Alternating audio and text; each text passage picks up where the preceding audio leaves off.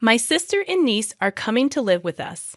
Henry, my husband, surprised me by suggesting that I, a stranger in this situation, should find a cheap apartment to move into. I was shocked and couldn't believe what I was hearing. The house we live in actually belongs to my in-laws, but it's under my name.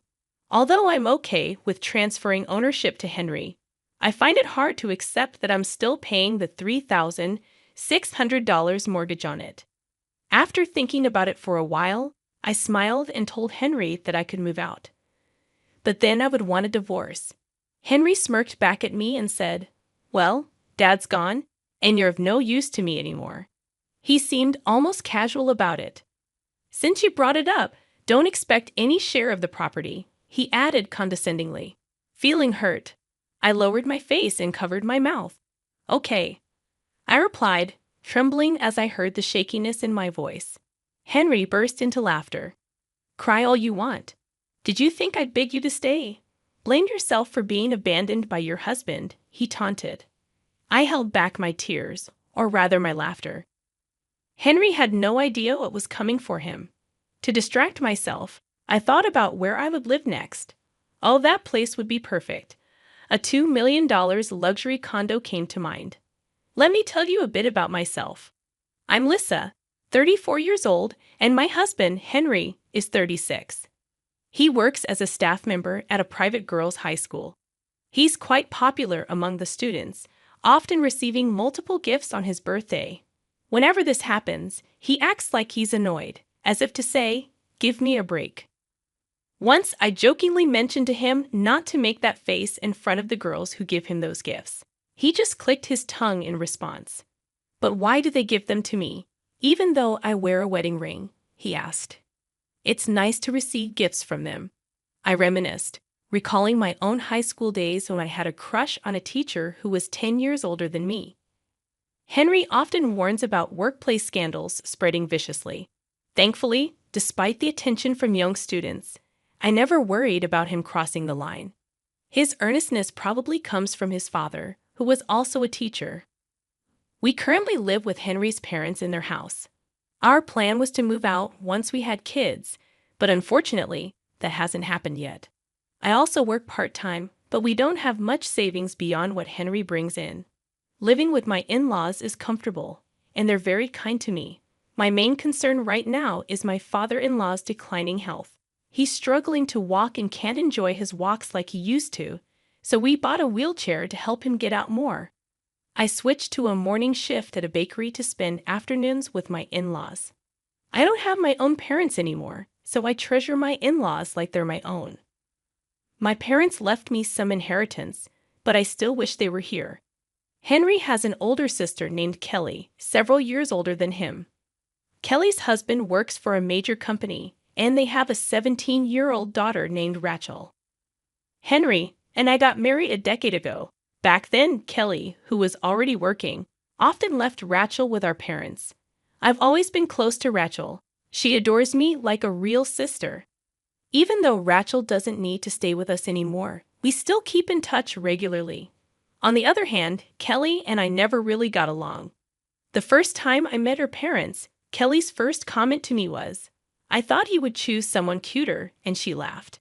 Henry didn't defend me, and if his parents hadn't been upset with Kelly at that moment, I probably wouldn't have married Henry. I don't judge people solely by their looks. What's inside matters to me for marriage. Henry later said he valued what was inside, trying to make amends, but it didn't resonate with me. I felt his parents cared for me more, immediately getting upset on my behalf. That's when I decided I wanted to repay my in-laws for their kindness, since I couldn't do so for my own parents. Lately, Kelly often comes back home and talks with Henry and his parents, but she doesn't speak to me directly about it. Apparently, Kelly and her husband are constantly arguing, despite both working. She gets criticized for not doing enough housework. "Well, if I had a part-time job like Lisa, I could handle the housework too. But I work full-time," she snidely remarked, glancing at me.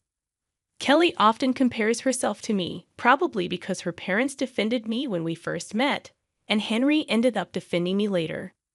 Lisa only manages because her mom helps her. If she were alone, she wouldn't cope at all, Henry chimed in, laughing. When our eyes met and my mother-in-law looked coldly at me, Henry quickly changed the subject. But Lisa is really trying hard, you know.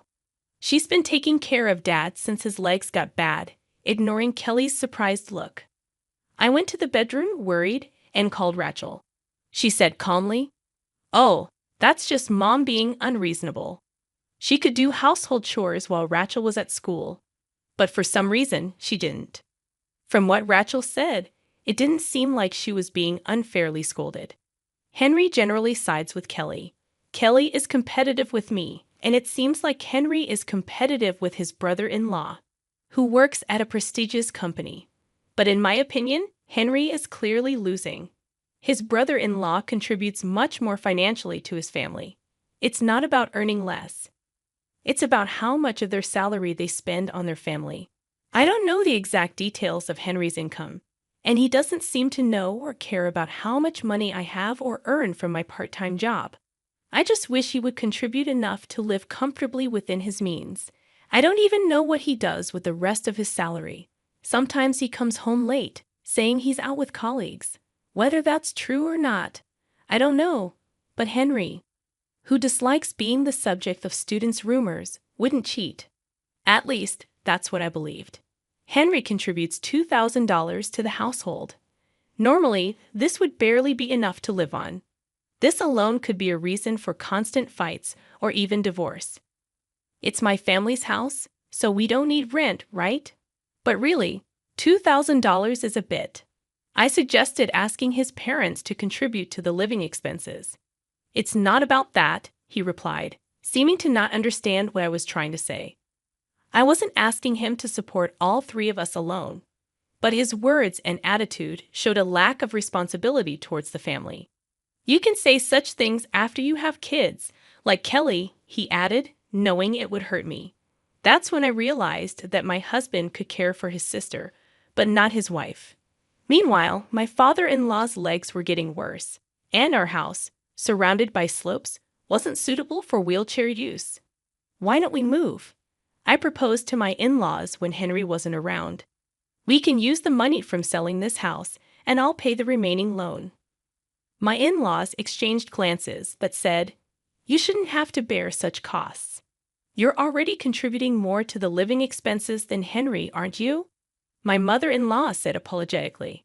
"It's okay," I assured her. "I have an inheritance from my parents. Using it for you would make them happy. By then, I may have lost almost all my love for Henry." Despite my growing concerns, I still liked my in-laws and wanted to continue living with them. We spoke to Henry, and we all agreed to move to a new house that we remodeled for accessibility. We installed handrails to make it easier for my father-in-law to get around. The new house is much more comfortable for him. In the old house, even going to the bathroom was difficult, but now he can move around safely. Initially, my in-laws were hesitant, but they agreed when I made one condition: to keep the new house in my name without telling Henry. They also didn't want Henry to know about my inheritance. "If Henry learns about your money, he'll rely on you even more." "We can't allow that," my father-in-law said, trying to protect me from Henry relying on my parents' inheritance. His concern touched me deeply. "I wish I was healthier and not such a burden," my father-in-law apologized. "It's not a burden at all. I look forward to our daily walks," I reassured him, which brought a warm smile to his face. My father-in-law had lost his appetite and weight since he couldn't walk much. I hoped the new environment would help him regain his health. I truly wished for it from the bottom of my heart. During the visit, Kelly explained, "Wow, what a beautiful house," as she walked around without restraint. She tapped on the handrails and commented, "But these handrails are in the way. They ruin the look." "I think my father-in-law's safety is more important than how it looks," I replied. She didn't like my response and just snorted, saying nothing more. "We always keep the toilet seat up to make it easier for my father-in-law." Despite explaining this to Kelly, she keeps closing it. No matter how many times I explained, she wouldn't stop. Once I heard a loud crash from the bathroom. My father-in-law had fallen while trying to open the seat. "I've told you not to close it." I said sternly to Kelly while helping him up. I couldn't forgive her this time, even as she was my sister-in-law. Thankfully, he wasn't seriously hurt. But leaving the toilet lid open is unhygienic, isn't it? And it's not good for Dad, Kelly argued. That's not the point, Kelly. Do you want to hurt Dad? I responded firmly. This time, it was my usually calm mother-in-law who became angry. Mom, Kelly didn't mean any harm, Henry interjected. Exactly. It's an exaggeration to say I would hurt Dad, Kelly laughed. But my mother-in-law's anger didn't subside. Get out right now, she demanded, driving Kelly away. For a while, we could live in peace, but my relief was short-lived. Soon after, we discovered that my father-in-law had cancer. It had already spread throughout his body by the time it was found, and there was nothing we could do. He passed away just 6 months later. After the funeral, I overheard a shocking conversation from the living room. Now that Dad's gone, this house will be yours, right? Henry speculated. I wonder. Maybe it's left to Mom when mother-in-law's face tensed up. But it's good he didn't suffer long. Caring for him would have been hard, right? Henry added callously. Well, yeah, but we have a handy housekeeper here, he continued, which shocked me. I quickly grabbed my mother-in-law's wrist as she moved to open the living room door, shaking my head to signal her not to show her anger. Maybe Rachel and I should move in too, Kelly said cheerfully. Inside, I'm sure I looked as angry as I felt. I had another reason to be angry at Henry. While preparing for the funeral, I found receipts from questionable establishments while organizing his suits. There were several of them in his bag, with addresses far away. He probably thought they wouldn't be traced back to his school or the students. The thought of him using the money he didn't bring home on such things infuriated me. By then, I was already planning how to confront Henry and possibly kick him out of the house. A few days after the funeral ended, Henry suddenly announced, "My sister and niece are moving in. You, a stranger, can go live in some cheap apartment." I recounted, stunned and unable to comprehend what he was saying. Apparently, Kelly and her husband had been fighting, and she decided to move back to her parents' house. Thinking her husband would apologize and ask them to come back, I added with frustration, I never thought they would try to kick me out. Henry's unawareness of the house being in my name and my responsibility for the $3,600 mortgage on it brought new realizations. While I had been considering ways to remove Henry from the house, I saw another option. I smiled and proposed, I'll move out, but then I want a divorce. It was clear to me that leaving necessitated a divorce to protect myself in the end. However, Henry, oblivious to my thoughts, just grinned back. Now that Dad's gone, you're of no use to me, he said dismissively. Since you brought it up, there won't be any division of property, he added condescendingly. His tone made me lower my face and cover my mouth. Okay, I replied, trembling, hearing my own shaky voice. Henry laughed loudly, taunting, cry all you want. Did you think I'd beg you to stay? Blame yourself for being abandoned by your husband. Clenching my fists, I struggled to hold back my laughter, knowing he had no idea what was coming for him. To distract myself from the ridiculousness of the situation, I thought about where to live next. Oh, that place would be perfect. I envisioned the $2 million luxury condo left to me by my parents. Among several properties my parents left me, this condo stood out. Although I wasn't very interested in it before, living in the last home my parents stayed in didn't seem like a bad idea. However, I worried about something. Moving there would mean living with my mother-in-law and Rachel. I've been racking my brain to find a way to rescue them from living with those two after my divorce from Henry.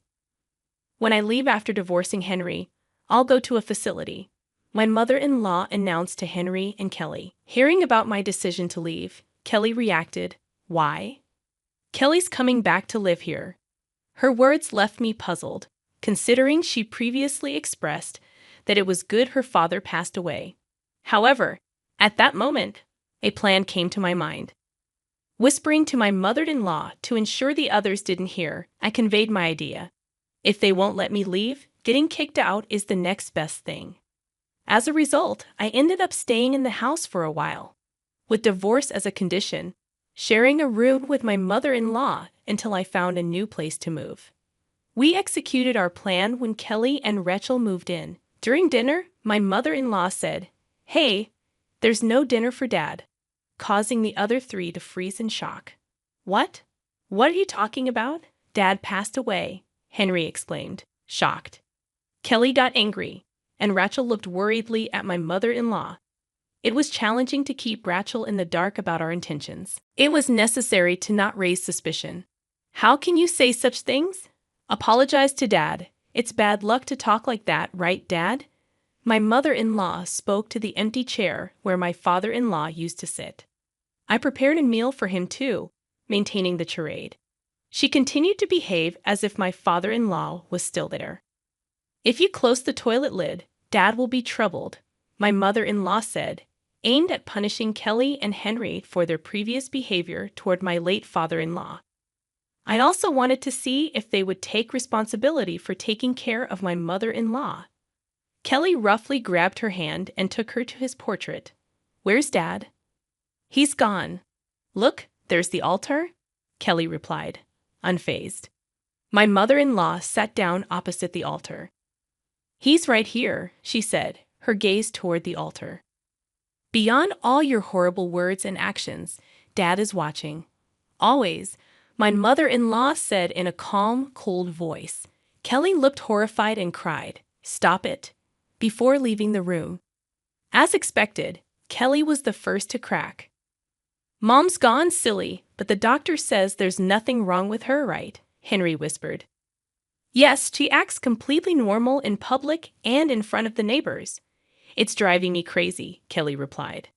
"But we still have the mortgage to pay, and without Mom's pension," they whispered in the living room, unaware that I was listening while doing the dishes. "Finding a facility won't be easy, and it's expensive," Kelly said. "Can you afford it?" Henry asked. "Of course not." "I have to pay Rachel's college tuition until she graduates," Kelly replied. It seemed they were more concerned about the mortgage and money than about my mother-in-law. I turned off the tap and interrupted their conversation. "I found a new home. I can take Mom with me until we find a good facility," I announced. They looked at each other in surprise. "And about the mortgage?" "I've been the one paying it," I continued. "What? Really?" Henry mumbled to himself. "The part-time income minus living expenses. That's the amount that can be paid," I said, pretending not to hear. I smiled at Henry. "If Mom and I leave, I'll transfer the ownership and mortgage payments to you, okay?" "Okay," he simply replied. I felt relieved that I could protect my mother-in-law. But then a new problem, or rather, a convenient situation, arose. Rachel returned home from high school and approached me with a serious look for a consultation. She suspected Kelly might be having an affair. Apparently, one of Rachel's friends saw Kelly walking arm in arm with a man in a suit at night, someone different from her husband. The friend who knew Rachel's dad confided in Rachel that it was definitely not her father. On further inquiry, I learned these sightings happened while Rachel was at school. Kelly's neglect of household responsibilities wasn't because she was a mother or working. It was due to her affairs during the hours Rachel was away. I assured Rachel to leave this matter to me and made her promise not to tell anyone. Then I quickly hired a private investigator to look into Kelly's infidelity. Maybe Kelly felt relaxed since she was separated from her husband, or perhaps she was contemplating divorce as well. Kelly's guard slipped too soon. They were still legally married. The evidence gathered by the investigator confirmed her affair, leading her husband to initiate divorce proceedings. Rachel was to live with her father, and Kelly faced demands for child support. Relieved, my mother-in-law and I left the family home and moved into the $2 million condo. One peaceful evening, the doorbell rang unexpectedly. When I checked, Henry and Kelly were there. "What do you want?" I asked, feigning ignorance. "You're not answering your phone," Henry retorted angrily. "I'll be right out," I told my worried mother-in-law, not intending to let them into the house or even past the automatic doors. I thought I'd let them off the hook if they had stayed quiet. Sighing, I went out to the entrance hall. "Let's not talk here," I suggested and drove us to a nearby cafe. In the car, Henry kept asking, "How can you afford to live in such a fancy condo?" "It was left to me by my parents. I had been renting it out until now," I replied. "Why didn't you tell me something so important?" Henry demanded. I felt a twitch in my temple. Why should I? I'd always contributed my share for living expenses, and this property doesn't fall under property division after all. At the cafe, their real concern turned out to be the mortgage of the family home. "Why is it so high? $3,600 a month." Henry fumed in a raised voice, barely containing his desire to yell. I sipped my coffee slowly and then smiled. "That's the value of living in such a house, isn't it? Don't joke around." Henry slammed the table, drawing attention. Kelly intervened, trying to calm him down. "But Lisa, you should have mentioned such a high mortgage." Their desperation almost made me laugh, seeing no sign of gratitude for all the months I had been paying that amount. "You never asked, and you pretty much left the whole name change process to me, didn't you?" I hinted at their unfairness. But then again, it was understandable.